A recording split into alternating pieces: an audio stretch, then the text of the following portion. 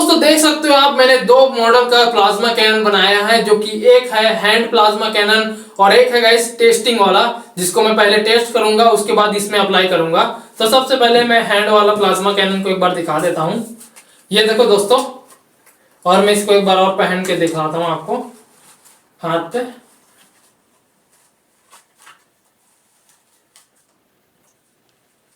ये देखो गाइस, और यहाँ पास मैंने इसको टाइट करने वाला भी सिस्टम लगा दिया है। तो इसको मैं कुछ इस प्रकार टाइट कर देता हूँ।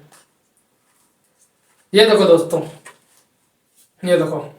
अब गाइस मैं यहाँ पास इस ट्रिगर को यहाँ पास ऐसे फिट करूंगा, मतलब यहाँ पास एक और पाइप फिट करूंगा ये वाला। तो फिलहाल ये टेस्टिंग करने के बाद इस पाइप को मैं यहाँ पर फिट कर दूंगा। तो दोस्तों इस ट्रिगर को मैं इस हाथ में पकड़ूंगा एंड पाइप को यहाँ पास फिट कर दूंगा।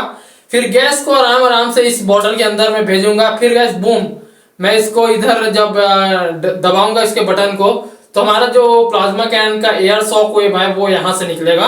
और ये काफी थोड़ा पावरफुल होने वाला है गैस, क्योंकि इसको मैं पूरा स्टील से बनाया हूँ।